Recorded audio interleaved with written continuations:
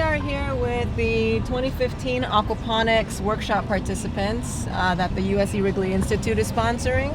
We brought everyone over to take a look at what a functioning aquaponics system looks like. So this is a system that was designed and built by David Rosenstein, who is leading the workshop. Let me let you guys out here. You saw the other group, right? Saw the other group over there hanging out. I'll meet you back there in a bit.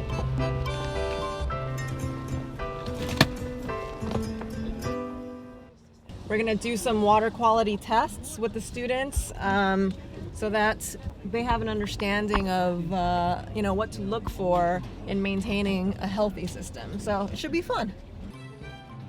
The fun, says biologists Diane Kim and David Rosenstein, is teaching people how to build a self-sustaining farming system, which they call aquaponics. The system is designed to recirculate water and nutrients to be able to grow food and to save water.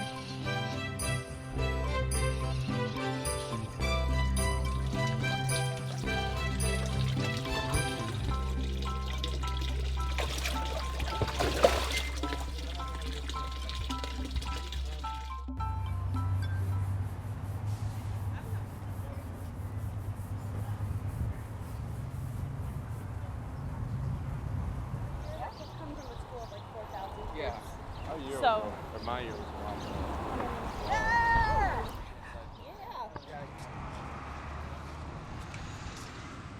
Okay, so it is about 1:22 on a Thursday, on a beautiful Thursday afternoon. We are here at the Expo Farm that is managed by Community Services Unlimited. We're going to build 2 aquaponic systems, gravel bed systems, one of which will stay here at the Expo Farm, and the other one's going over to the USC Urban Garden. We're the plumbers. You look like the plumber. There you go.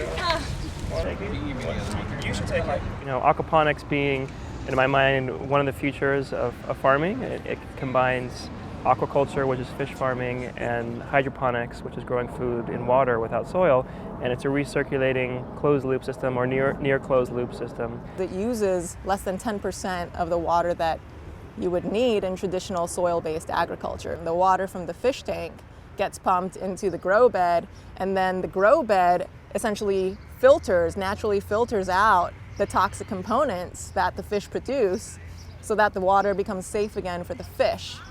So it waters itself. Why wouldn't anyone want a system that waters itself?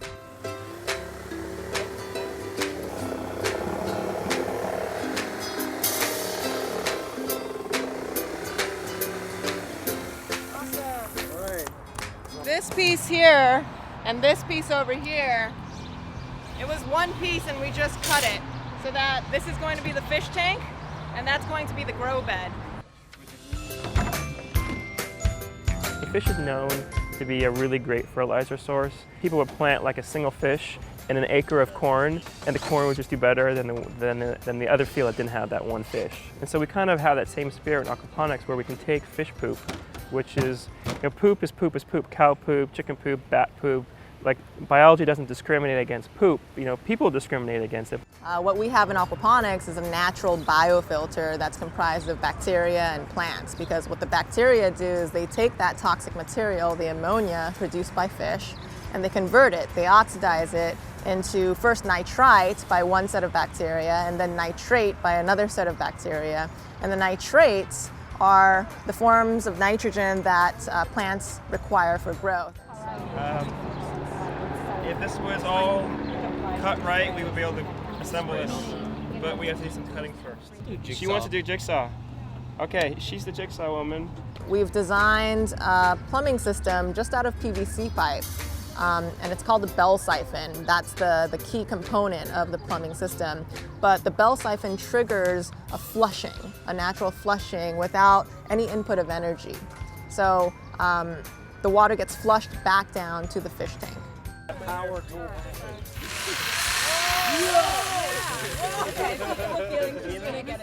The cost of the system ranges, depending on the size of the system, ranges from like almost pocket change. That's like a little bit of an exaggeration to millions of dollars. Our two cheapest systems, like a do-it-yourself version, they're about $500 in materials. So you can literally source those materials within a day and build your system within a few hours.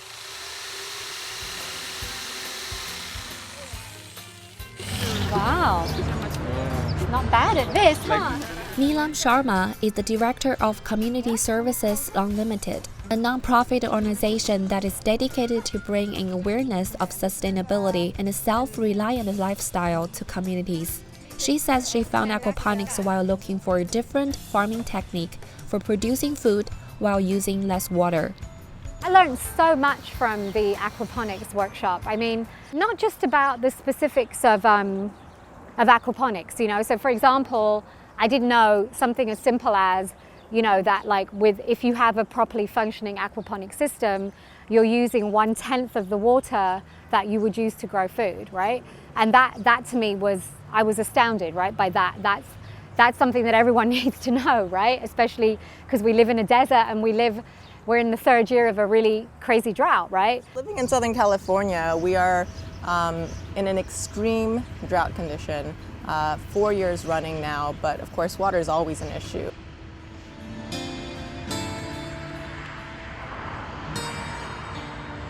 California entered a drought period beginning April 2014.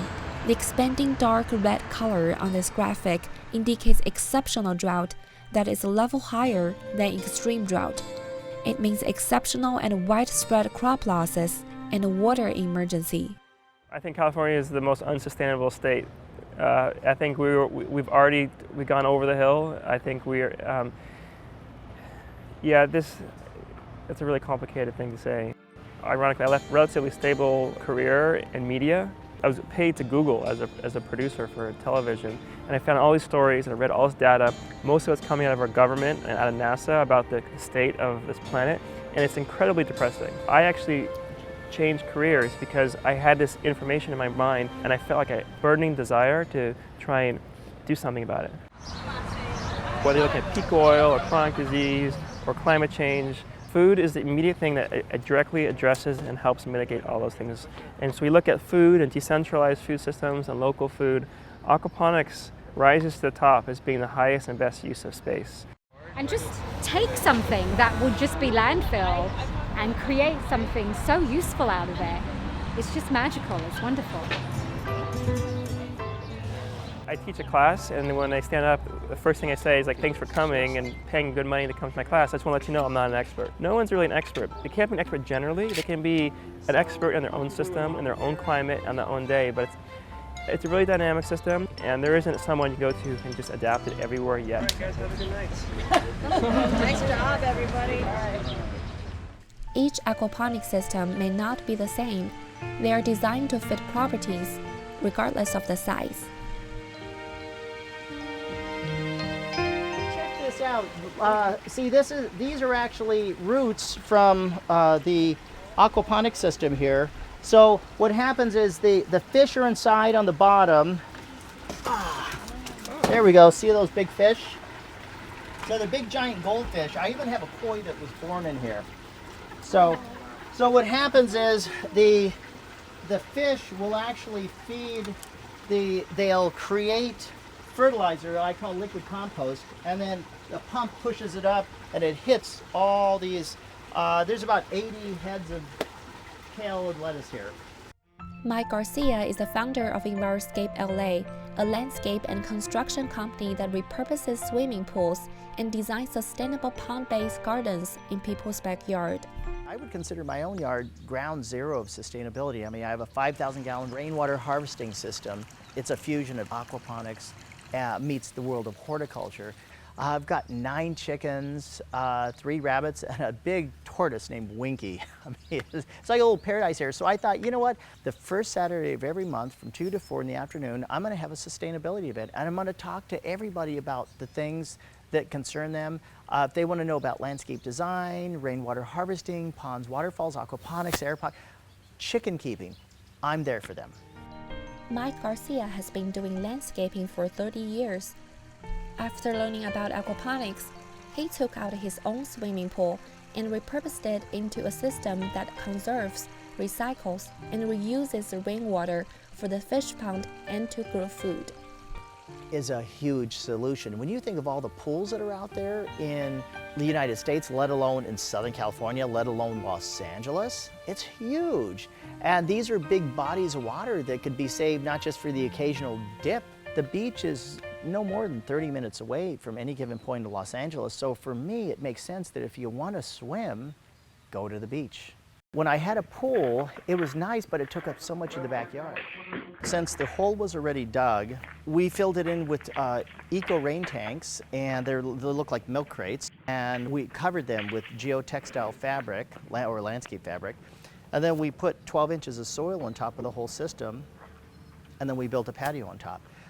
I thought, okay, I'm gonna use flagstone so it kind of has the feel of the rest of the yard, but instead of concrete, I'm gonna put this stuff, what do you call this stuff? I call it FlexiPave. But believe it or not, this stuff right here is actually recycled car passenger tires that are ground up. Here's a bucket of water, 5 gallons. So I'll go ahead and, now normally if you had concrete, it would just go somewhere, right? Check this out. Where this is going to is into my rainwater harvesting system, so I'm not even wasting the water. But look at how it's just sucking up. It's all going in, and where's it going to? It's getting saved. And so when the rain falls on your roof, it's diverted to this rainwater, what we call a rainwater harvesting system. And then when you need it, you click a switch and it takes that rainwater and it sends it out to the garden when you need it the most. Okay, there's actually water down there that is rainwater. So it's hard. We haven't had a lot of rain, so it's not completely filled, but there are times that this has been completely filled in years past. And so that pump is actually, there's a pump down here that's actually pushing water up there, so it eliminates the stink.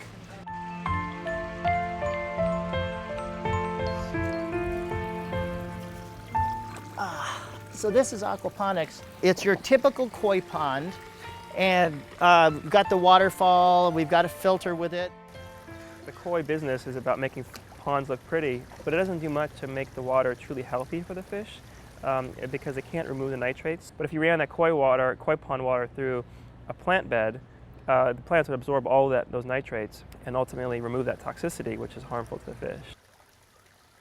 If you notice the floating islands there, that's charred right there, the big red plant and the green plant right there, it's charred, and in the back of it is celery. Those are floating vegetable islands, I'll call them. And they suck water up, which the koi excrete ammonia, which is perfect fertilizer. The koi water is the irrigation system and the nutrients. It's a fabulous system. This is aquaponics at its finest. Modern man's life today is so complex. We need to get back to basics, not just for us, but for future generations. Rainwater harvesting, this whole idea, has been practiced for thousands of years in other cultures that date back to ancient Babylonian time. The silly thing about humans is that we write these history books, but we never read them. You know, it's like everything we need to learn has already been learned. We just forgot those lessons, and how we produce food is a classic example. It's like something like 900 AD, the largest city in the world at that time was surviving at a time where they did not have a wheel, they did not have four-legged creatures to pull plows through soil. They didn't have anything that Europe had at that time, and the way they survived was by doing, they call it chinampas back then, and today we call it aquaponics. So it's nothing new, but it's new to us as a society. We're just bringing an old practice back and making it somewhat new. Having had the success of building aquaponics and a rainwater harvesting system, Mike Garcia also develops a concept of backyard farmers market based on his landscaping design.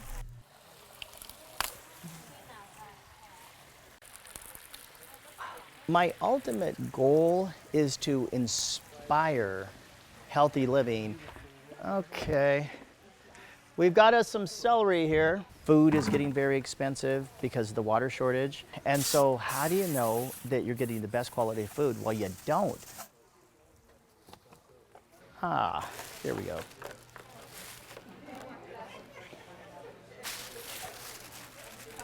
This is really packed with nutrients. Really? Yeah.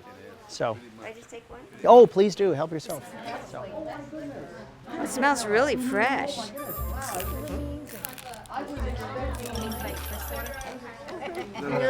doesn't have a fish taste at all. Taste like celeries? It doesn't feel like this. How's it taste? Tastes good. Tastes like celery. But you can really Dennis McClone, who lives in Arizona, comes to Las Vegas to build an aquaponics that can create a special ecosystem even in the desert. He names it Garden Pool. He got this idea in his dream and started learning and practicing aquaponics in his own backyard.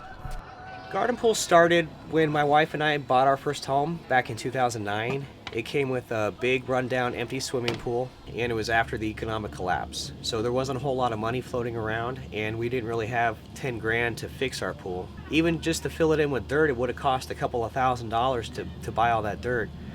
So we figured we could just kind of recycle the pool and use pool to help grow food. One night I had a dream and I made a paper model. I showed my wife and she really liked the idea. And 2 days after we closed on purchasing our home, we had a basic garden pool built. This garden pool system is actually an aquaponics system that's built upon a swimming pool. In our closed loop system, any solution would have to be a solution for something else. So we water the plants and it's immediately returned to our pond. So the water comes from the pond, irrigates the plants, where the water from the fish water is actually purified in that process, and so it returns nice and clean. I've known Dennis for about three or 4 years of Dennis before I met him. I had some friends that were on a television show called Doomsday Preppers. He was actually on the pilot, and then I've been to his house a couple times, seen his work. Then I called him and said, I'd like to possibly do one here. This is Garden Pool's first trip to Las Vegas, and it's an extra large pond-based garden pool system. It's a 30 by 30 structure, which is really big. I'd say about 2/3 of the garden pool systems we build are pond-based because they don't necessarily have a pool they want to convert, which is fine. We can still do the same thing that we do with pools, only with a pond. This is a design we call the bunk beds. You can grow vertically. Vertical growth is a good use of space in a greenhouse. Yeah, they're assembling 6 bunk beds, and they're modular, so you can pick them up and place them once we're done. The garden beds are basically stacked on top of each other, and doing that allows us to use gravity to carry the water back down to the layer below it and then back down into the pond. So it saves a lot of energy, so you're not bending over and growing on the ground. In my opinion, it's a better way to grow. And it's the true pond liner. It's made out of rubber. It's really thick stuff. Made by Firestone, just like inner tubes in the cars. So this is considered a permanent installation. Should last a very, very, very long time. Now in this particular situation, we fill the pond with well water. However, we try to take advantage with as much rainwater as possible. The neat thing is when it rains, the rain that hits your beds will go to your pond. The rain that hits your pond will fill up. So you will have some rain catchment. These are water hyacinths. They help filter the water and they're food for the chickens.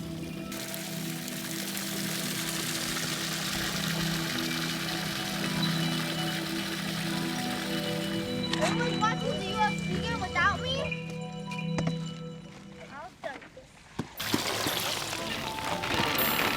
You guys know.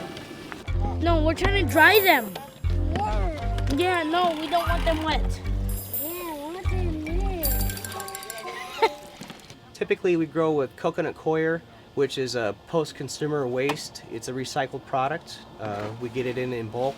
If we were to use soil in the bunk beds with continuously running water through it, eventually the soil would go bad. It would turn to ammonia and poison the fish. Instead of putting in soil, we are putting in coconut shell. It absorbs and stays, ultimately keep the moisture there because we're in such a hot climate here. Oh, there you go.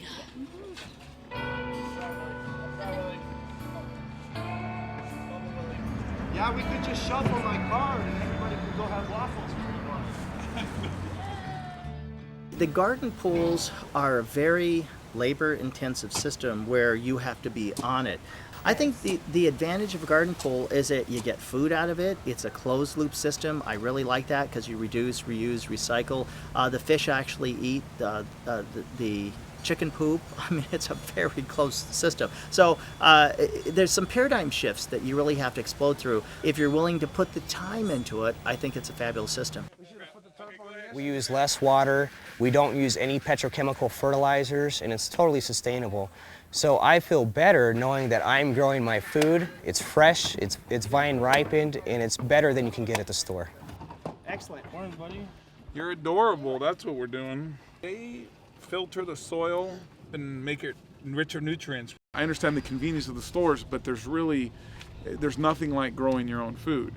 Because when you eat it, I think that you know that you spent the time on it, and that brings value, and that you cannot put a price tag on. Get ready to turn on the pump. Okay, we're gonna turn the pump on here in a second, okay?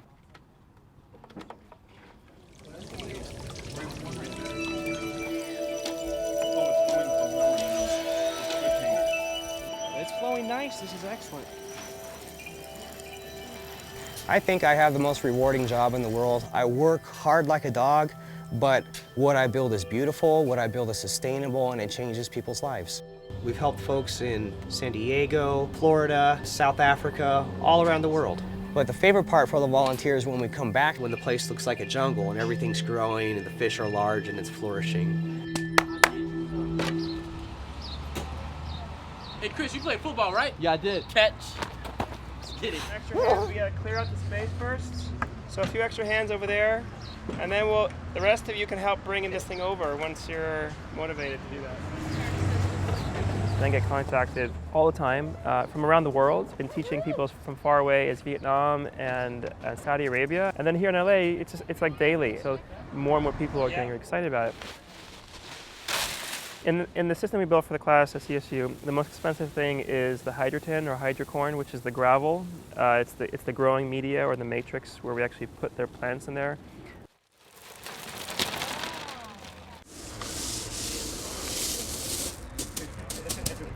Yes. All right. Everyone ready? No. Not ready yet. It's kind of a milestone. All ready? I feel like, all right, paparazzi, leave me alone.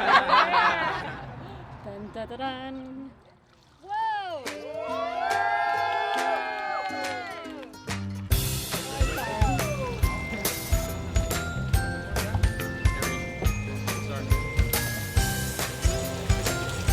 it can actuate?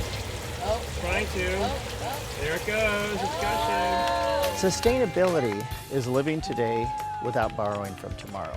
Things will probably never go back to the way they were before, and so we need to rethink as a society what direction we're going to take this big ship, this planet Earth, into for the next generation and the next. And certainly it has to be a direction of where we're going to use very minimal water. Knowing that some people know where one potential future is for our planet, aquaponics is a way for people to take actionable, measurable steps to help them take ownership of that one slice of their life, which is food. And I think that's ultimately resonates with people, and that's what ultimately causes them to want to seek it out and learn and invest time and sweat to make it happen. And that's how we're going to survive. Yeah. It's really good. That's really good. Or just be ready.